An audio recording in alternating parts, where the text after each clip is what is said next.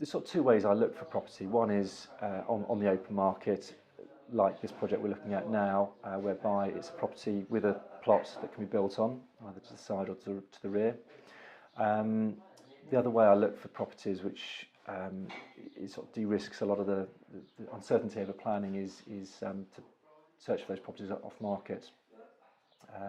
So identify properties or plots that have development potential and approach the owner to see whether they would be interested in selling, subject to achieving a suitable planning permission for the site. And what's your goal going forward? What's your sort of big long-term plan? I'd like to sort of have a great sort of cash flowing portfolio which is mortgage free by the time I'm 50. Just sort of take care of the sort of pension side of things. And in the meantime, I'd like to sort of carry on doing more and more interesting and larger, more ambitious development projects. So would you like to move to projects where you're buying the land and sort of going into fully fledged developments?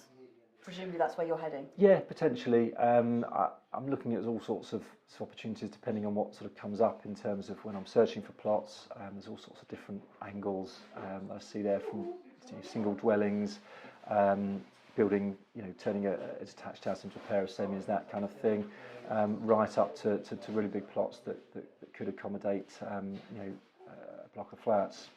I'm really sort of open to looking at all those opportunities. What is it you like most about working with property? Because a lot of investors go into property, and it could be any area, but very much for the pension or to build up an income. But I get the impression for you that it's more the love of creating or making changes. So what is it you like about property? I've always enjoyed making things and building things ever since I was young, and I think it's just fantastic to create something from nothing almost, and see that kind of appearing before your eyes and creating a great product that someone's going to be happy living in for a very long time. Over the last 4, 5, 6 years, in terms of the experience that you've built up, if you could go back to where you were in 2011, just as you were taking the plunge, what advice would you give yourself back then that you wish you'd known? I think I'd probably push myself to be a little bit more ambitious with the projects I started on. As I sort of touched on just then, funny enough, when I came back to when I started this new build development, it almost felt like coming back to some of the projects I'd worked on as a landscape architect. And looking back on it, I could probably have jumped into this sort of project straight away. As it was, I sort of felt, I needed to build up incrementally, start renovating flats, move on to houses, then do extensions, then move into new builds. So I think I challenged myself a little bit more and, to be a bit more ambitious.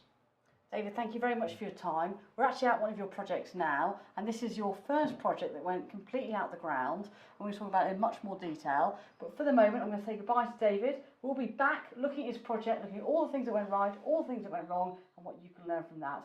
My name's Kelly Lemon, this is a Property Investor News interview, and we'll see you soon.